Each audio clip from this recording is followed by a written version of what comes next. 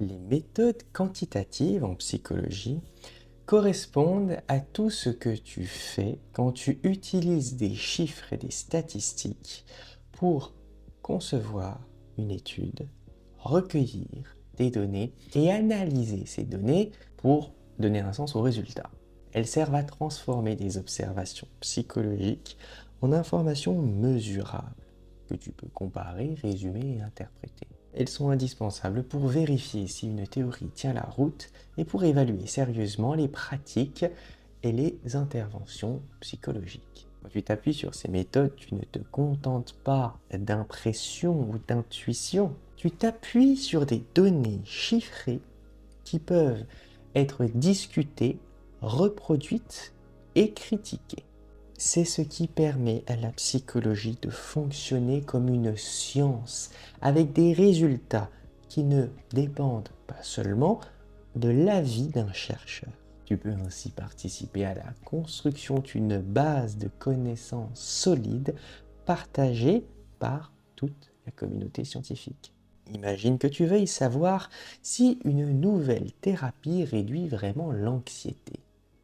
Les méthodes quantitatives vont te permettre de mesurer le niveau d'anxiété avant et après la thérapie, de comparer les résultats à un groupe témoin, puis de décider si l'amélioration observée est suffisamment importante pour qu'on puisse la considérer comme fiable et non comme un simple hasard. Les statistiques offrent un cadre pour gérer l'incertitude qui existe toujours quand tu observes des comportements humains.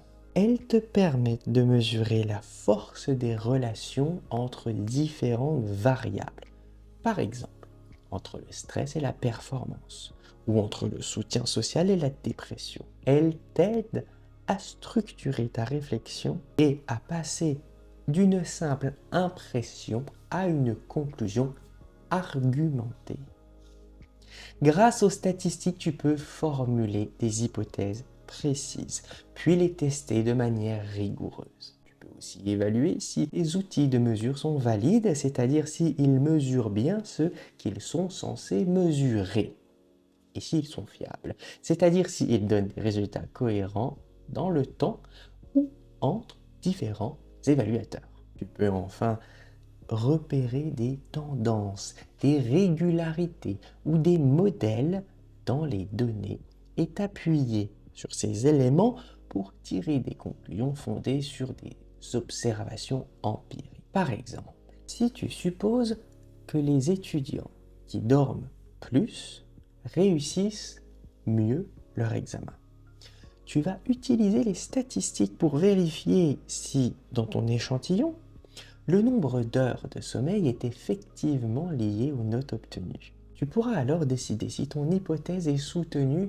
par les données ou si elle doit être remise en question. En psychologie, tu manipules souvent des données quantitatives, c'est-à-dire des mesures numériques. Parmi elles, tu peux distinguer les données continues qui peuvent prendre n'importe quelle valeur dans un intervalle, comme un temps de réaction ou un score de QI, et les données discrètes qui ne prennent que certaines valeurs précises, comme le nombre de réponses correctes à un test. Ces deux types de données ne se traitent pas toujours de la même manière sur le plan statistique. Tu rencontres aussi des données qualitatives, qui ne sont pas des nombres, mais des catégories. On parle alors de données catégorielles. Par exemple, quand tu classes les personnes selon leur genre, leur type de personnalité, ou leur catégorie professionnelle. Ces données, elles ne se résument pas par une moyenne, mais par des fréquences ou des pourcentages. Si tu fais passer un test de mémoire à un groupe de participants, le nombre de mots correctement rappelés correspond à une donnée quantitative discrète, parce que tu comptes des unités entières. En parallèle, si tu notes pour chaque participant s'il se définit comme introverti ou extraverti, tu obtiens une donnée qualitative catégorielle qui te permettra de comparer les performances entre ces deux groupes.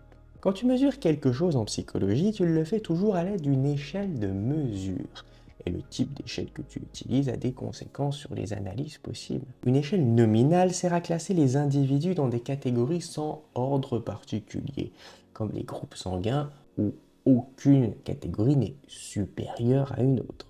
Une échelle ordinaire, elle, permet de classer avec un ordre, par exemple un classement dans une course, mais sans que l'écart entre les positions soit nécessairement constant. Tu peux aussi utiliser une échelle d'intervalle où les distances entre les valeurs sont égales, mais où il n'existe pas de vrai zéro, comme pour la température en degrés Celsius. Enfin, une échelle de ratio ressemble à une échelle d'intervalle, mais avec un zéro réel, qui veut dire l'absence totale de la quantité mesurée, comme pour le poids.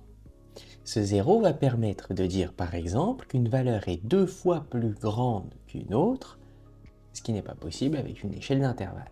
Si tu demandes à tes participants de noter leur satisfaction sur une échelle de 1 à 10, tu utilises une échelle qui se rapproche d'une échelle d'intervalle parce que tu considères que la différence entre 3 et 4 est comparable à celle entre 7 et 8. Par contre, si tu te contentes de classer les personnes en peu satisfaites, moyennement satisfaites ou très satisfaites, tu travailles avec une échelle ordinaire parce que tu as un ordre, mais pas de distance précisément définie entre les catégories. Pour résumer un ensemble de données, tu utilises souvent des mesures de tendance centrale qui te donnent une idée de la valeur typique ou centrale. La moyenne correspond à la somme de toutes les valeurs divisées par leur nombre. Et elle est très utilisée, mais sensible aux valeurs extrêmes. La médiane, elle, est la valeur qui se trouve au centre quand tu ordonnes toutes les données, ce qui la rend plus robuste face aux valeurs très élevées ou très basses. Tu peux aussi t'intéresser au mode, qui est la valeur la plus fréquente dans ton ensemble de données. Ces trois mesures ne donnent pas toujours la même information, et les comparer peut t'aider à mieux comprendre la distribution de tes résultats. Selon la forme de distribution, tu choisiras parfois de privilégier la médiane plutôt que la moyenne. Si tu mesures le revenu mensuel de participants, la moyenne peut être fortement influencée par quelques personnes très riches, alors que la médiane te donnera une meilleure idée du revenu typique. Dans ce cas, tu peux aussi regarder le mode pour voir quel niveau de revenu apparaît le plus souvent dans ton échantillon. En plus de la tendance centrale, tu dois savoir à quel point les données sont dispersées autour de cette valeur centrale. L'écart type est la mesure clé de cette dispersion, car il indique à quel point, en moyenne, les valeurs s'éloignent de la moyenne. Plus l'écart type est élevé, plus les données sont étalées, et plus il est faible, plus elles sont regroupées. La variance correspond à l'écart type au carré, et elle est souvent utilisée dans les calculs statistiques, même si elle est moins intuitive à interpréter directement. Tu peux aussi t'intéresser à l'intervalle interquartile, qui est la différence entre le premier et le troisième quartile, c'est-à-dire entre les valeurs qui coupent la distribution en 4 parties égales. Cet intervalle te donne une idée de la dispersion au centre de la distribution en ignorant les valeurs extrêmes. Si tu compares les notes de deux classes à un même examen, tu peux constater que les moyennes sont identiques mais que l'écart type est beaucoup plus élevé dans l'une des classes. Ce qui veut dire que dans cette classe, certains élèves ont des notes très basses et d'autres très élevées, alors que dans l'autre classe, les notes sont plus homogènes autour de la moyenne. En psychologie, tu travailles presque toujours sur des échantillons, mais ce qui t'intéresse, ce sont les populations dont ces échantillons sont issus. L'inférence statistique te permet de tirer des conclusions sur une population à partir des données d'un échantillon. tout en tenant compte de l'incertitude liée à l'échantillonnage. Tu peux jamais être absolument certain, mais tu peux estimer la probabilité que tes résultats reflètent une réalité plus générale. Les tests d'hypothèse sont des procédures qui servent à déterminer si les résultats observés peuvent raisonnablement être attribués au hasard ou s'ils sont suffisamment improbables pour que tu rejettes l'hypothèse de hasard. Tu formules une hypothèse nulle qui représente souvent l'absence d'effet ou de différence. Puis, tu examines si les données sont compatibles avec cette hypothèse. Si elles le sont très peu, tu considères que l'effet observé est statistiquement significatif. Les intervalles de confiance, eux, te donnent une plage de valeurs dans laquelle tu peux t'attendre à trouver la valeur réelle de la population avec une certaine probabilité, souvent de 95%. Au lieu de te contenter d'une estimation ponctuelle comme une moyenne, tu disposes ainsi d'un intervalle qui reflète l'incertitude de ton estimation. Plus l'échantillon est grand, plus cet intervalle a tendance à être étroit.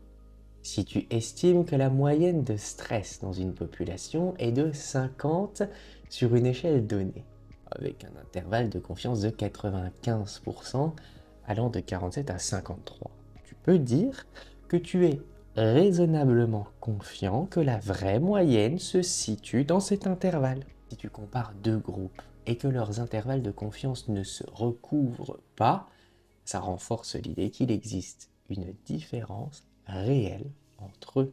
Pour comparer des groupes ou étudier les relations entre variables, tu as plusieurs tests statistiques adaptés à différentes situations. Le test T est utilisé pour comparer les moyennes de deux groupes.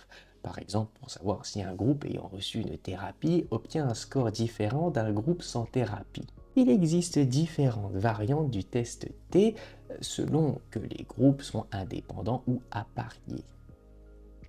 Quand tu veux comparer les moyennes de trois groupes ou plus, tu utilises généralement une ANOVA, c'est-à-dire une analyse de variance. Ce test permet de déterminer s'il existe au moins une différence significative entre les groupes sans multiplier les comparaisons 2 à 2, ce qui augmenterait le risque d'erreur. Si l'ANOVA est significative, eh bien tu peux ensuite réaliser des analyses complémentaires pour identifier précisément quel groupe diffère.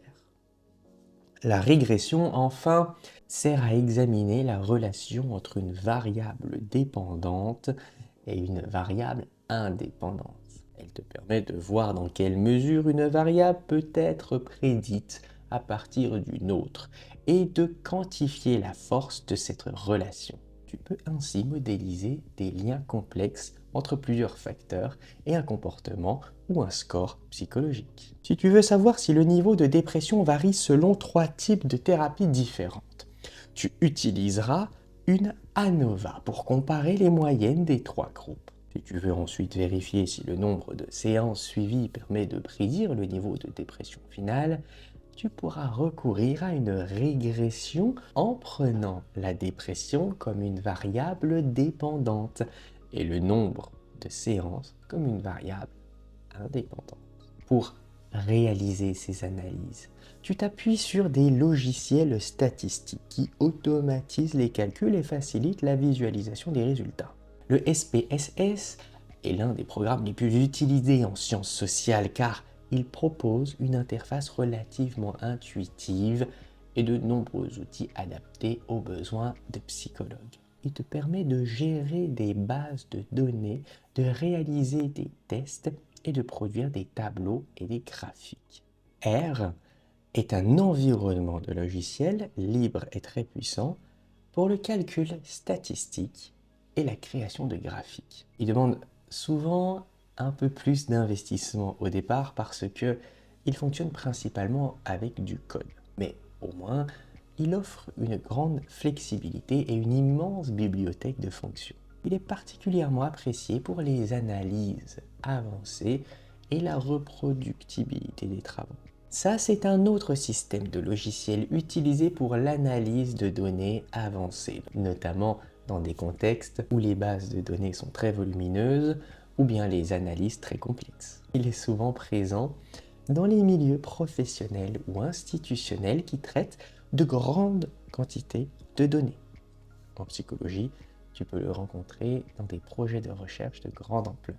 Si tu réalises un mémoire de recherche avec un échantillon modeste et des analyses classiques, tu utiliseras probablement SPSS ou R pour effectuer tes tests T, ANOVA ou régression.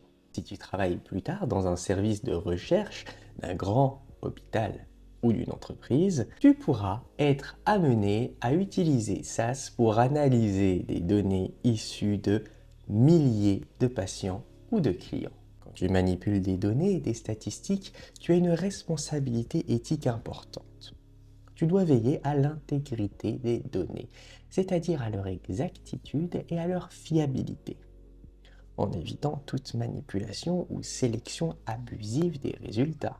Tu dois aussi t'assurer que les procédures de collecte sont rigoureuses et que les données ne sont pas modifiées pour faire apparaître un effet qui n'existe pas. La transparence est également essentielle car tu dois être clair et honnête sur les méthodes et les analyses que tu as utilisées. Ça implique de décrire précisément tes procédures, tes choix statistiques et tes critères de décision, afin que d'autres puissent comprendre, critiquer ou reproduire ton travail. La science progresse grâce à cette ouverture et à cette possibilité de vérification. Enfin, tu dois respecter la vie privée des participants en protégeant la confidentialité de leurs données.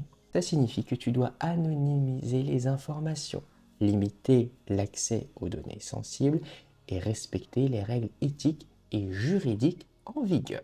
Les participants doivent pouvoir avoir confiance dans le fait que leurs réponses ne seront pas utilisées contre eux ni divulguées sans leur accord.